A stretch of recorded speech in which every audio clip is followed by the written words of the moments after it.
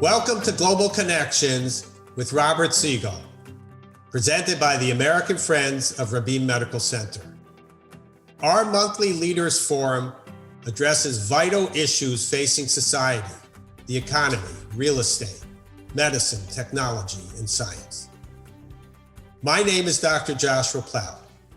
I'm the Executive Director of American Friends of Rabin Medical Center, a 501c3 National American Charitable Organization based in New York City. We at AFRMC represent Israel's premier hospital, Rabin Medical Center in Petah Tikva and Greater Tel Aviv, the leading institution named in honor of Prime Minister Yitzhak Rabin. The hospital is a model of coexistence, as it serves 1 million patients annually from all ethnic and religious backgrounds with the same compassionate care. Please support our mission. Join our community of friends. Visit American Friends of Rabin Medical Center via our website and social media outlets on Twitter and Instagram, LinkedIn and YouTube, and on our Facebook page and discussion group. Today's Global Connections topic is free speech in an age of disinformation. Thank you to our very special guests, Professor Lawrence Tribe of Harvard Law School, Professor Jalani Cobb, Dean of Columbia Journalism School, and Jeffrey Rosen, President and CEO of the National Constitution Center. And now, Global Connections with Robert Siegel. Thank you, Josh. Our subject today is free speech in an age of disinformation. We live in times when social media permit just about anyone to disseminate information and disinformation in volume and at speeds unheard of even a generation ago. Nazis, purveyors of bizarre and hateful theories, white supremacists, anti-Semites, propagate their ideas in the same space as stories and arguments that pass tests of editing or reason or even sanity. Does this free realm for the QAnon followers and the Alex Joneses, the advocates of racial replacement theory or the big lie that the election of 2020 was stolen, does it threaten our commitment to free speech? Does it make us rethink what the present day equivalent is of the old hypothetical alarmist who shouted fire in a crowded theater? Well, for those questions and many others, we've assembled, I think, a very interesting panel. And our first panelist is Lawrence Tribe. Lawrence Tribe's name is virtually synonymous with constitutional law. He is now University Professor of Constitutional Law Emeritus at Harvard. His writing and advocacy over the years cover everything from the First Amendment to the 14th. He has argued more than 30 cases before the Supreme Court, and he's author of a famous treatise on constitutional law as well. Larry Tribe, thank you very much for taking part with us today. Thank you, Robert. It's my pleasure. I'd like to start with the premise that despite a long, sad history of odious groups and individuals in American history, there is some combination of their greater acceptance on the far right and the new media at their disposal to make this time a little different and oblige us to think about how we respond to hateful disinformation? Or do you see it as not such an unusual time? No, I see it as an extremely unusual and threatening time. I mean, for a while, it looked like the capacity of anyone to express a view and to become her own publisher was a great promise. It really suggested that the marketplace of ideas could really be open not only to established publishers and institutions, but to all of us.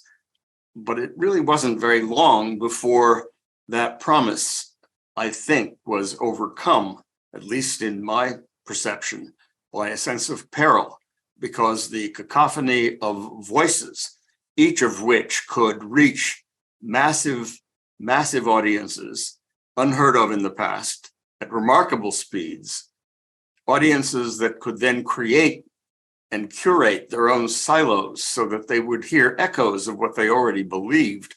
All of that transformed the situation into one that I think requires us to rethink the parameters of free speech and the ways in which it can both encourage democracy and endanger democracy. Democracy with a small d and republicanism with a small r, the sense of representative self-government. Well, what kind of rethinking have you been doing? Are there things that you thought for sure about free speech and limits to inflammatory speech a few years ago that you don't think anymore, or new ideas that you have? Well, it's happened gradually. I, some years ago, gave the keynote address to a group called the Electronic Freedom Foundation, an address that I think I called The Constitution in Cyberspace. And I elaborated the view that the key thing is not to allow new technologies to obliterate old boundaries. That is, to formulate our views, both of privacy and of expression, in terms that were impervious to technological change, so that electronic eavesdropping, even though it didn't involve any trespass, was nonetheless subject to Fourth Amendment constraints. Mm-hmm. And the public square, even though it might be invisible, and even though it might take the form of a social medium, was nonetheless the public square. And if owned and directed by government, had to obey governmental rules. I haven't really changed those fundamental views, mm-hmm. but the danger that I see is one that requires us to examine questions about libel, questions about lying, questions about disinformation, in terms that are really no longer limited to the old fire in a crowded theater model. The idea that under the old Brandenburg test, if you advocate violence, that's fine as long as you don't incite imminent violence. I think we have to rethink some of that when the advocacy sets fire, not in a crowded theater, but in a universe where there are more and more violent actors who need only a spark in order to enact their hateful nightmares and visions. I've I guess ever since the hearings into what happened on January 6th, been thinking about what incitement is and how it's different from giving a fiery speech and some lunatic going off and doing something. At this time, although I can't say that if somebody claims that liberal elites and Democrats are running a pedophile ring out of a pizzeria in Washington, that will result in a violent act. I'm no longer surprised that outrageous comments like or positions like that one. Most recently, that the federal government was behaving like the Gestapo when it searched Donald Trump's home. It no longer surprises me as a citizen that somebody puts on combat gear and goes off and, in this case, tries to attack the FBI.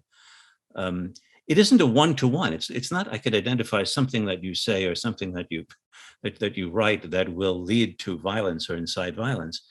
But given the breadth of audiences, I don't know about you, but I don't feel any surprise in the connection between these ideas being expressed and violence that follows. I don't either. There's an increasing chasm between surprise and shock. A lot of things that are shocking are no longer surprising. It does seem to me that we have to look at the architecture of the internet, the algorithms that are used in order to bring violent content to the surface. Shoshana Zuboff is an important theorist, and her book Surveillance Capitalism focuses on the algorithms that some of these social media outlets use.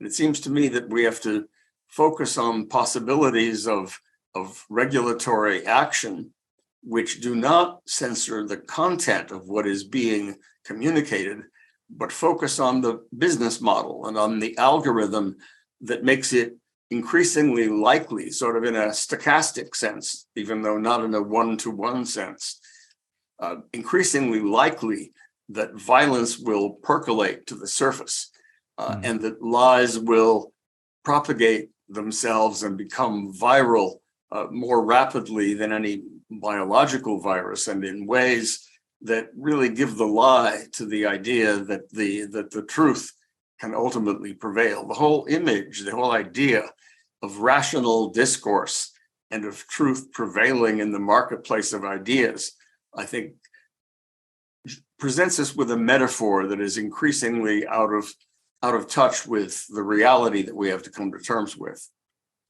Is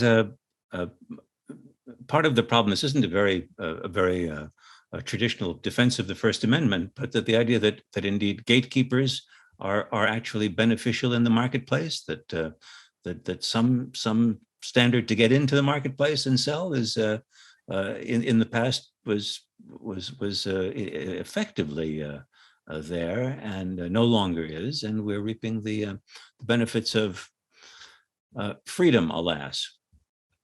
Well, as long as the gatekeepers do not themselves become the sort of the Gestapo, as long as we don't have an all-powerful government manning all the gates and deciding who are permissible speakers, it seems to me that decentralization is important.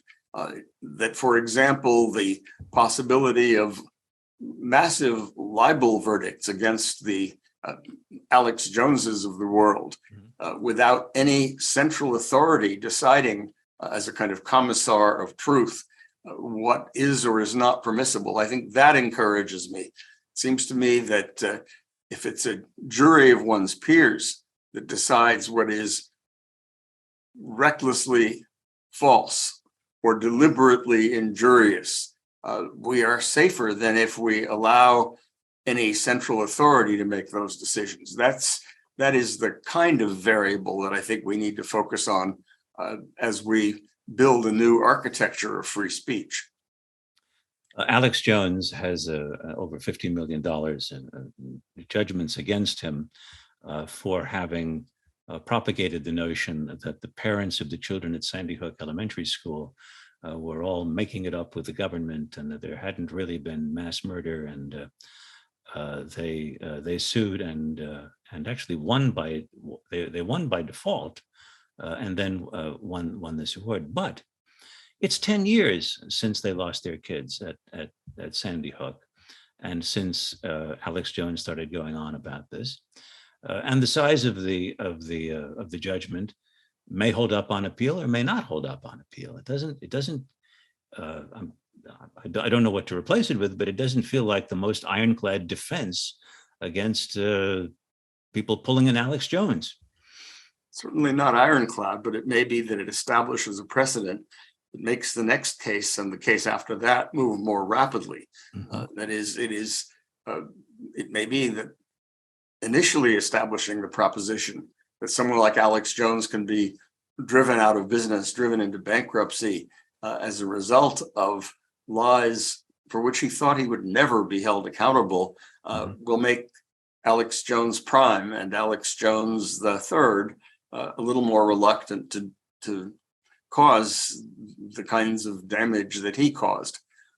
It's not in and of itself a completely wonderful solution. Because I don't think that old models of tort law are necessarily going to solve our problem. But I think this is an area where I think happily the Supreme Court, which is going to inevitably weigh in our system of government importantly on what the boundaries are, is not going to be sort of predictably divided so that all of the justices that I at least think of as on the far right will be in the way of progress. Justice Alito, for example, the author of the, I think, horrific Dobbs decision that threatens to make the world of the Handmaid's Tale, the world that we live in. Justice Alito has This is the taken Mississippi positions abortion about law, the danger of lies and of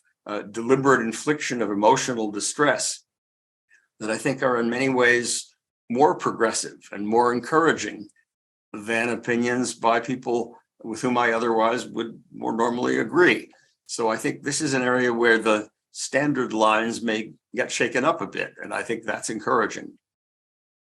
If in fact defamation lawsuits are the most effective way of discouraging calculated and hurtful lies in digital space, can that law work by its current standard, which makes it very difficult to be held liable for defaming someone who is, and you make sure I'm getting the noun right, is it a public official or a public figure? Because just about everyone's a public figure now. I mean, the internet has made everyone a public Made everyone figure. a celebrity. And No, it's cable television has made everyone a public figure. difficult, but not impossible. Deliberate and reckless falsehood, which can be proved. Deliberate and reckless falsehood that injures people's reputation can be made actionable.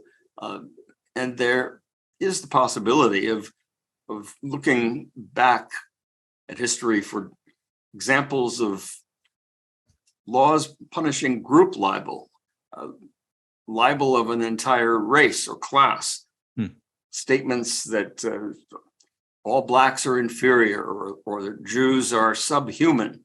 The Supreme Court in 1952, in a case from Illinois that has never literally been overruled, has said that one can pass laws making that kind of libel impermissible.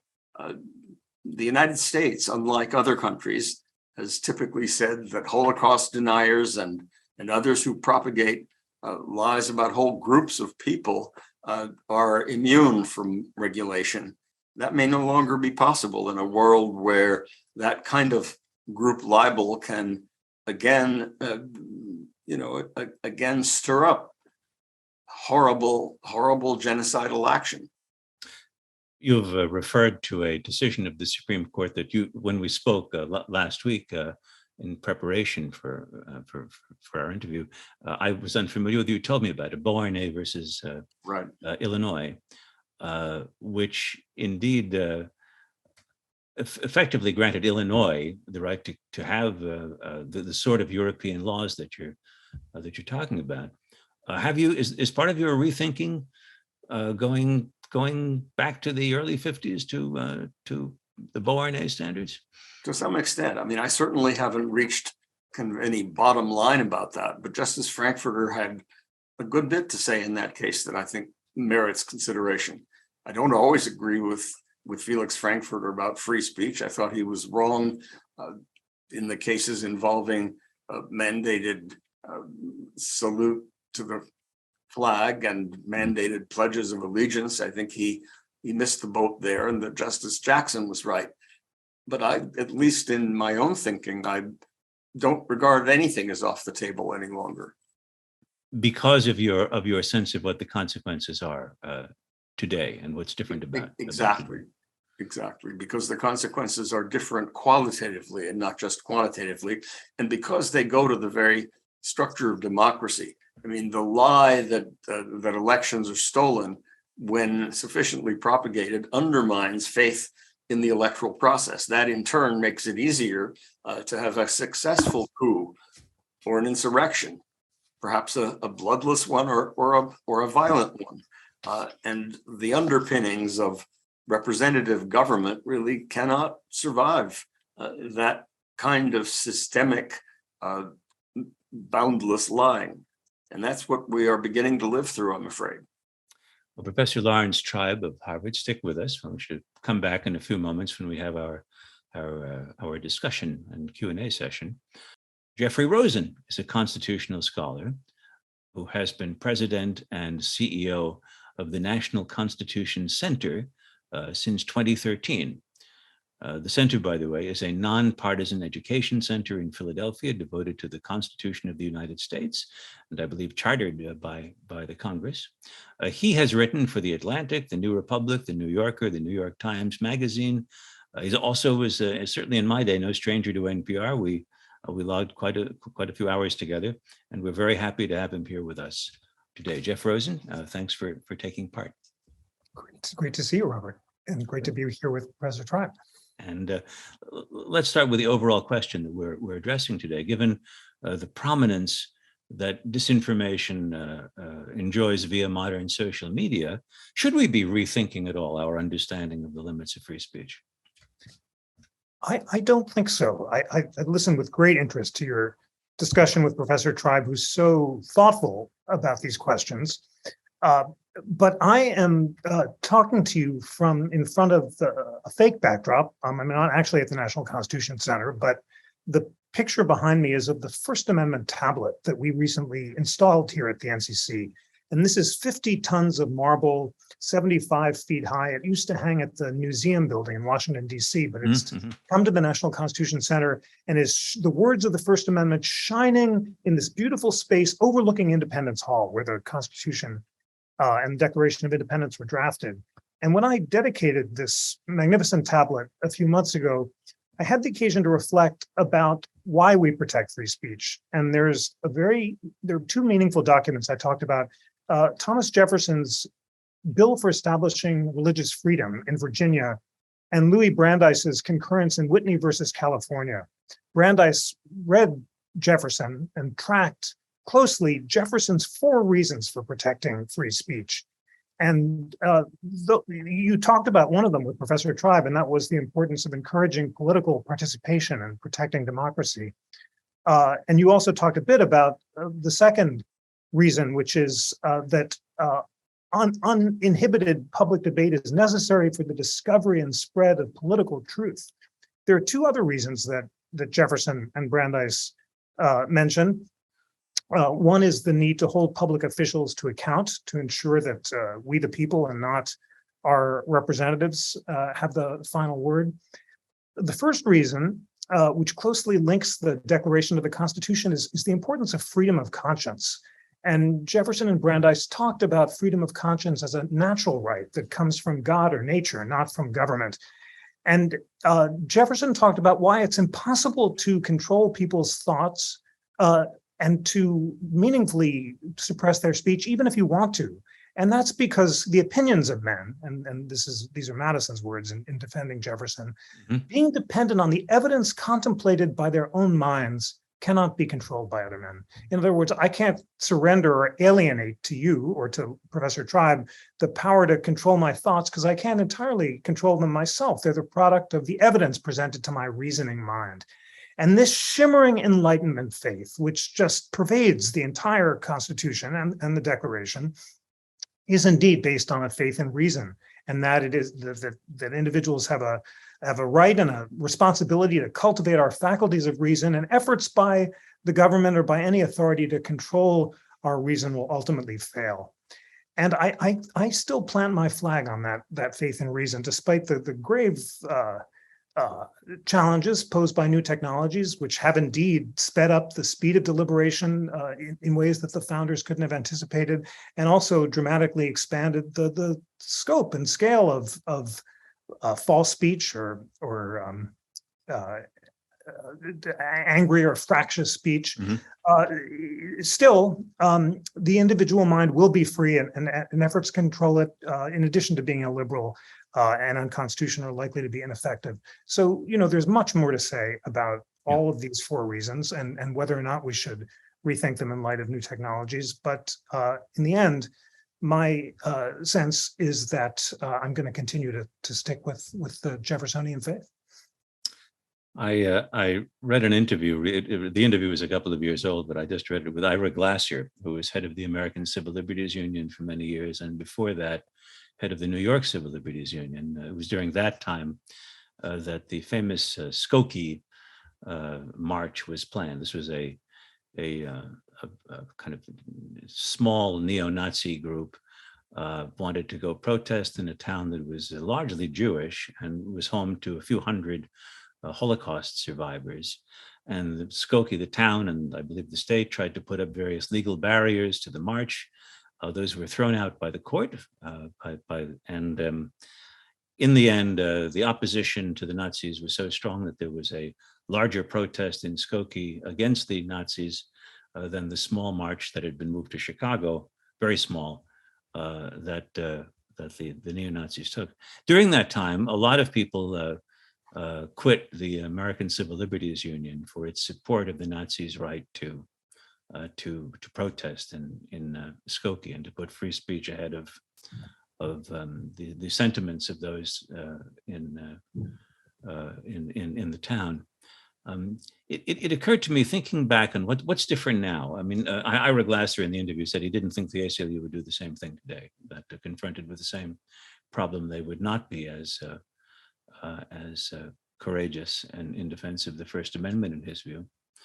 I thought a big difference is that when we thought of not even the American Nazi Party of 1997, but a breakaway fringe group of the American Nazi Party in 1977, we thought about a group that we had recently defeated in a world war, and that was not embraced by either major political party and was pretty far out there and not likely to take power in the United States.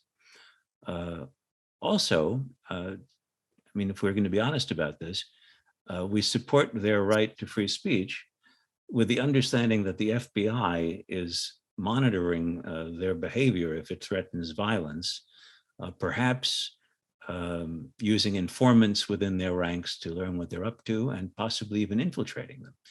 Can we reconcile that with a commitment to free speech, which is to say, okay, you white supremacists, you neo-Nazis, you can say your piece and publish whatever you want, but we've got you. You know, the law enforcement has got you covered. Robert, the most significant thing you just said is that the ACLU would no longer support the Nazis' right to march. That was Glasser's. That was Ira Glasser's. Yes, and he's absolutely right about that. And this is a distressing sea change in our free speech debate that deserves to be. We need to pause over. It's scandalous that the current ACLU would not support the Nazis' right to march, because that principle of Skokie, far from having to be re-examined, is the cornerstone of our free speech tradition. The idea that, as Justice Holmes said, time has upset many fighting faiths, but protection for the thought we hate is the cornerstone of our First Amendment tradition.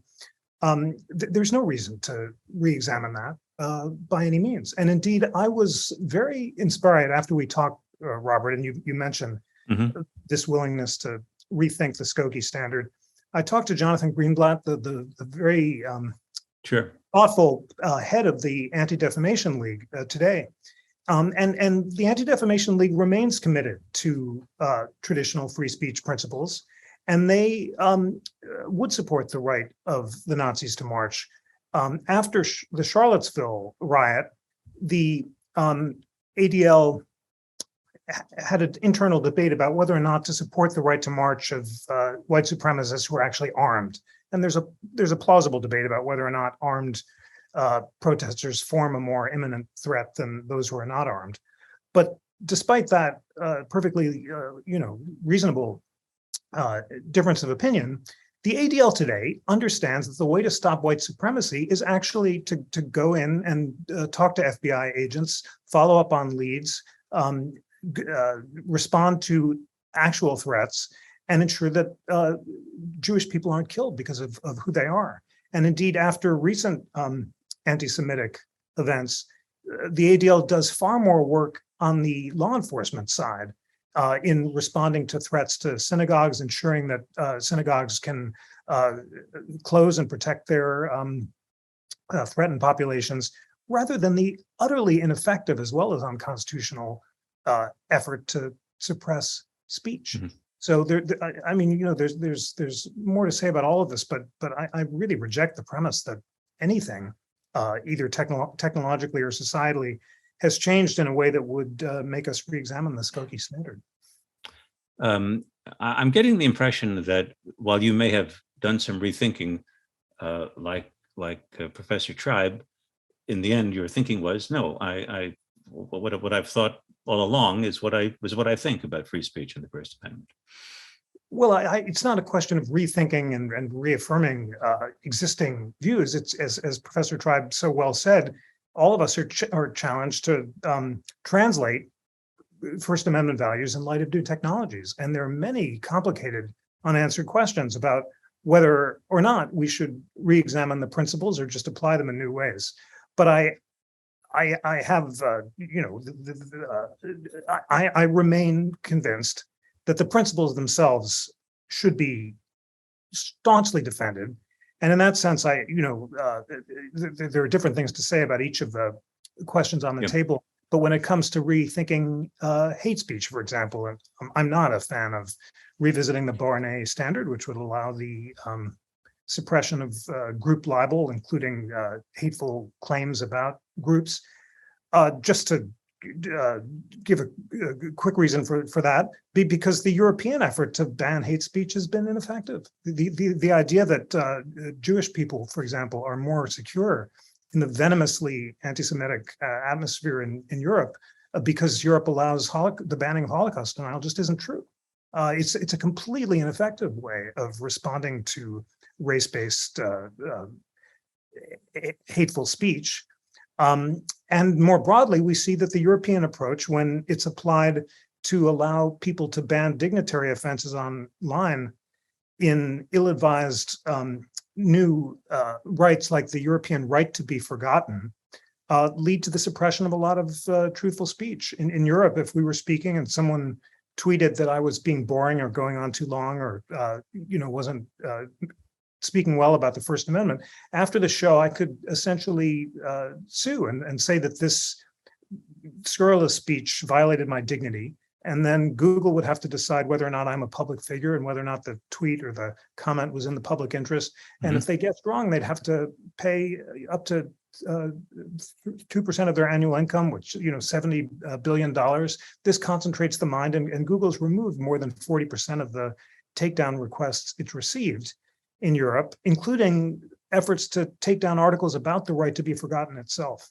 So we have because the US is so much of an outlier on free speech, because we defend speech more vigorously than any other country of the world, because we apply that Brandenburg standard that says that truthful speech can only be suppressed if it's intended to and likely to cause imminent violence.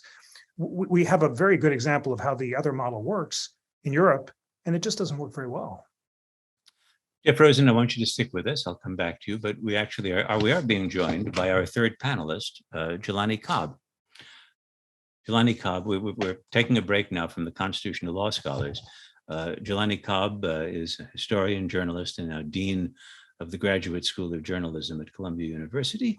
His previous academic post was at the University of Connecticut, where he was an assistant professor of history and director of the Institute for African American Studies.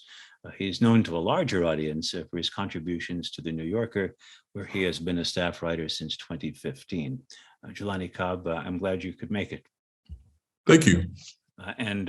First, does the phenomenon of disinformation circulating very widely and very rapidly change your view of what kind of restraints there should be for purveyors of disinformation, or to put it more bluntly, lies? Sure. So I think that, what we're dealing with here is a kind of technological evolution that has complicated, these questions. And one example that we might use is you hear people talking about the Second Amendment and, the right to bear arms. And there's a reasonable, I think, substantial argument that the conception of what constituted arms in 1787 as a musket, the kind of single shot weaponry of the day is so unlike an AR-15 where you have the capacity to fire, an astounding number of projectiles and a really horrifying capacity to end human life, and whether or not that should be protected by that same sort of standard. And so with misinformation and disinformation, we have a kind of analogous situation wherein you can poison the well of public dialogue in a way and misinform people so voluminously that it raises a question as to whether or not that should fall under the traditional ideas we think about as it relates to speech. Particularly as we see kind of automated speech, which is from bots and other entities, where we see kind of misinformation as foreign propaganda operations, and as we saw in the course, most vividly in the course of the pandemic, a way of creating public misperception that has very real public health consequences. What the solutions to that look like, I think no one has quite sorted out. And there have been lots of different ideas kind of bandied about, including thinking of models in terms of how the FCC operates, for instance, and whether or not internet platforms should have a greater degree of responsibility, and whether or not the infamous Section 230, which essentially immunizes social media platforms from the content of what people publish on them, whether or not that should be revised in particular ways. I think that there are lots of those conversations kind of bubbling around in academic and legal and political circles right now. But I don't think that it's outlandish at this point to say that we've reached a place where the technology has presented questions that are so distinct from our previous set of answers that we should begin rethinking how we approach these issues. You're about to start your first academic year as dean at the journalism school, the J School, as we call it. Does it all make you rethink how you teach promising young journalists and the things that you, Yeah, absolutely. So just as a kind of very small scale example of this, the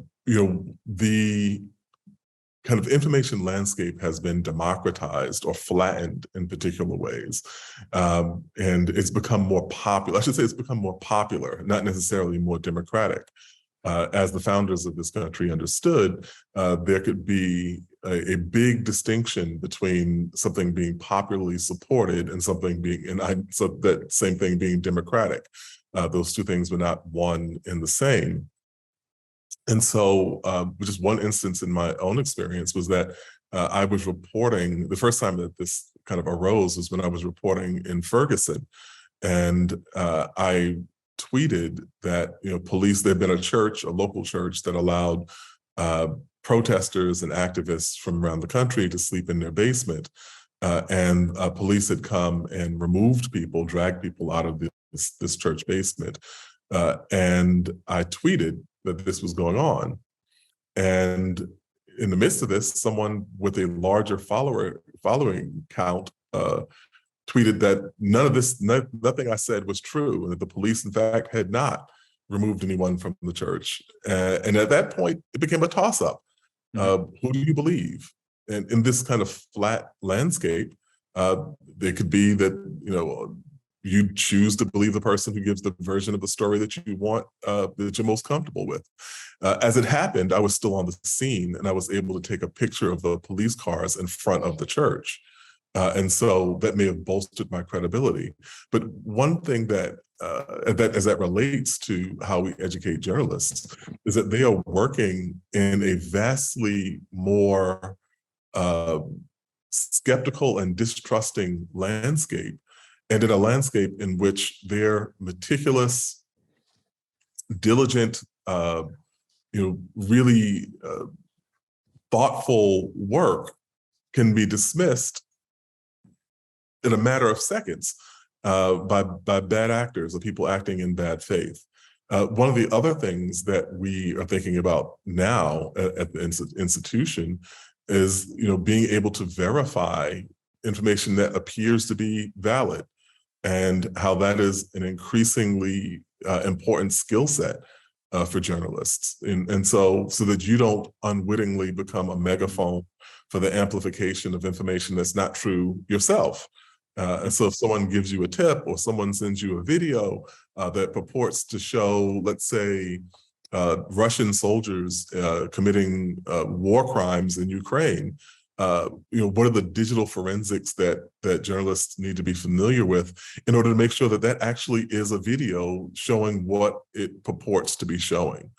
And so all of these things, I think, are part of the modern journalistic landscape because they're part of the modern technological and social landscape. When you talk about being in Ferguson and on one level it being a toss-up as to who was telling the truth about this church, I'm reminded of an optimist 20 years ago, perhaps, looking ahead to the era of the internet as a time which would favor well-known brands. Because since we'd been in exactly the situation you've described, we would see that you were there for the New Yorker, and or if that's whom you were there for, and we could trust you. It would be good for the New York Times and the Washington Post.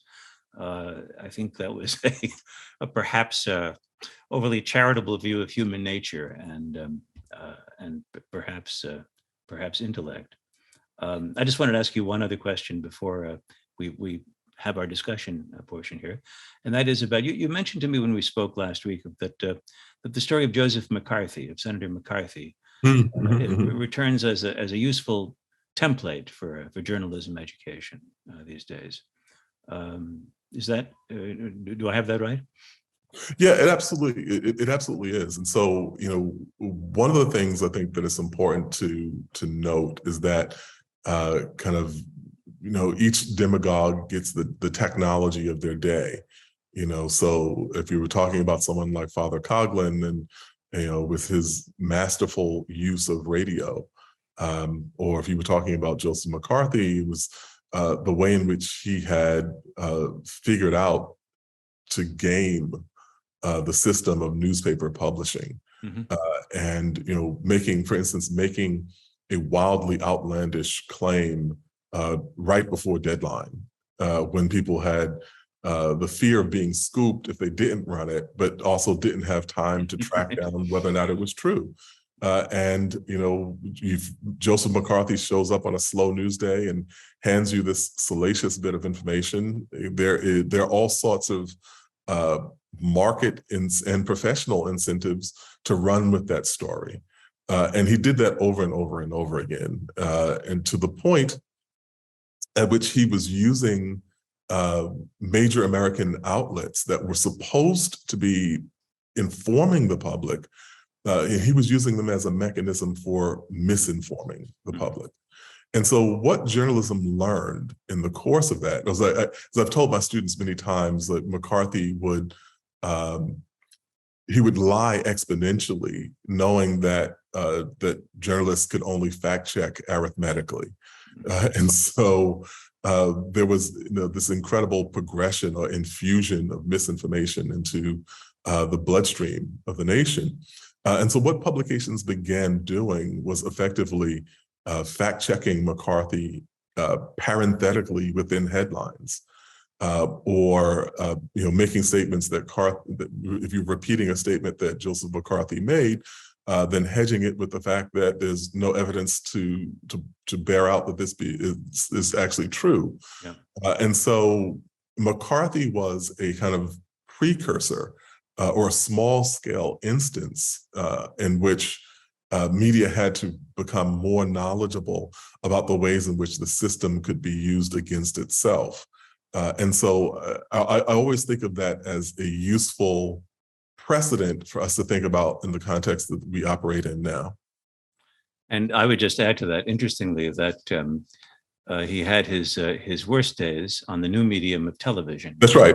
That's Just right. spreading at that time, and that even though when I attended the journalism school, we worshipped in the church of Edward R. Murrow with Professor Fred Friendly, his former producer. But in fact, Murray Martyr of the Washington Post had done reporting in the previous year that had debunked McCarthy. But as you say, McCarthy could play the newspaper medium, but television proved overwhelming and reaching people of influence in those days, because they were the ones who were much more likely to own television sets. But enough of my McCarthy and media. Jalani Cobb, thanks. Stick with us now. We're not going to let you go now that you're here, because we have another quarter hour with Jeff Rosen and Larry Tribe, who I'd like to bring back, because I want to ask first Lawrence Tribe, what are your reactions to what you've heard? Well, I think it's a matter of the level of generality at which you're speaking. I don't disagree with much of what Jeff said. I certainly believe in freedom of thought. I believe that anything that would give the government the power through what I described in my initial conversation with you, to establish a commissar of truth and to mediate between ideas and among ideas would be terrible. I have no doubt that freedom of conscience is an enduring. I don't think I need to rethink. Those fundamentals are not the issue. The issue is whether, in the environment that I think Jalani Cobb describes so well, we can realize the virtues of those values without paying attention to the way in which new technologies rejuggle everything. As he mentions, there may be bots rather than human beings who are engaged in speech. Jelani's example of the Second Amendment is an intriguing one, because quite apart from the radical difference between the musket and the AR-15, there's the fact that we have weaponized corporate wealth through the First Amendment and through the idea that freedom of speech includes the right to speak through money and spend without limit and influence the debate in such a way that lawmakers are responsive more to their funders than to their constituents, which results in a world in which 80 or 90% of the people might favor restrictions on weapons of war on the streets of the country, and yet those who supposedly represent them, influenced by corporate funds, protected by, I think, an unrealistic vision of what free speech is about, sort of end up frustratedly not enacting the regulations that people would prefer. So it seems to me that although I don't disagree with the axioms that Jeff describes, I think that making them real rather than celebrating them in a way that sometimes can become platitudinous requires that we focus, as I mentioned earlier, the algorithms that social media platforms use in order to elevate hate speech to the top of the pile. We have to focus, in other words, realistically on the way in which new technologies and the economic architecture through which they propagate themselves affect the ability of free speech to realize its potential. So we can believe in the Enlightenment, we can believe in reason, and I believe in all of them. And I would certainly protect the Nazis marching through Skokie. That doesn't mean that we're going to have a meaningful debate and a meaningful democracy if we pretend that reason will triumph over emotion. We have to realize the way in which modern technology weaponizes emotion. And we have to be realistic, I think, about the regulatory challenges that poses. Okay, let's turn now to Jeff Rosen, who is, I think, still with us. Jeff, thoughts on what you've heard from your fellow panelists? So both Professor Tribe and Jalani Cobb powerfully described the challenges of new technologies that lead to the proliferation of deliberate lies and misinformation. And we're all agreed that we need to think creatively as a society about how to respond. And no one is being Panglossian about the seriousness of the challenge. The question on the table, though, is should we rethink our traditional First Amendment axiom that speech cannot be regulated by government unless it's intended to and likely to cause imminent violence or lawless action, if it's truthful, and that the false speech is regulated according to existing legal categories. And it's on that score that I'm not willing to abandon the American First Amendment faith. Professor Tribe and I may not, in the end, disagree about much of anything about current doctrine, and it's great that we're both side by side the traditional ACLU faith in letting the Nazis march at Skokie. But what's so significant about this debate is Professor Tribe and Jalani Cobb are the leading First Amendment thinkers in America. And I think that they speak for not only progressives, but people of all perspectives, conservatives as well, as Justice Alito suggests, that perhaps the old faith should be reexamined as a matter of law. And just to take the example of Justice Alito, he was the lone dissenter, 8-1, in the Supreme Court case that struck down a congressional law banning horrific animal crush videos, a really distressing form of speech. But the court 8-1 upheld it, and Justice Alito would have struck it down because he had more, or rather, Justice Alito would have upheld it because he had more sympathy for the idea that speech that causes dignitary offense may cause real harm. There is in the air a grave, I'll call it grave, but it's also a great impatience with the traditional faith among the younger generation. And we're all sensing that younger people of all perspectives are much more willing to ban hate speech and speech that causes offense than the older generation. And this is the impulse that I want to reject. And I really celebrate the fact that Professor Tribe is right that these are not partisan issues on the court, and issues about whether libel law should be reexamined or tweaked will indeed, as he suggests, divide the court in interesting and unpredictable ways. But I'm just going to continue to make the case that the Holmes and Brandeis faith is the correct one. Jalani Cobb, I don't know how much of Larry Tribe and Jeff Rosen you were able to hear, but I would ask you a legal question and then move on to a couple of points from listeners who've sent in questions. I remember as a journalism student, when we learned about libel, we knew which side we were rooting for. Our teacher defended journalists, and we were very happy with the New York Times standard that made it very difficult to sue us for libel. Does that change at all nowadays, or I mean, is it a different attitude toward defamation now? Well, I think that to several points that Mr. Rosen made, the thing that he mentioned about dividing the court in interesting ways, I think that would be reflective of the interesting divisions that you see around these questions, because there's one thing to say that you support the New York Times v. Sullivan standard, and at the same time, find yourself on the opposite side of this as it relates to Section 230 and technology platforms, social media platforms.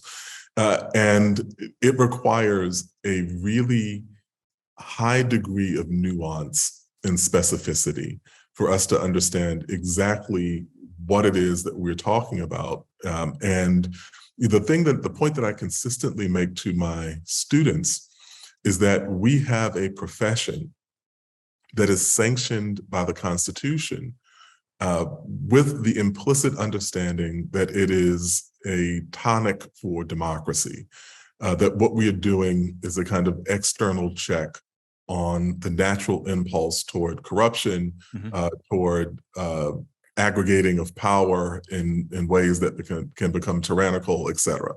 And so we have to be able to do that. But the key is kind of understanding a cynical context, because that dispensation has been used in the most cynical ways in order to corrupt democracy itself, or using the machinery of democracy in order to undermine the institution of democracy itself. And so I think that there's that point. One other thing that I'll say that I think should be emphasized about Mr. Rosen's point is the point about creativity. Because I think, dare I say, in this time, we once had a kind of cliche of everyone will agree, and now we can't actually say anything like that anymore.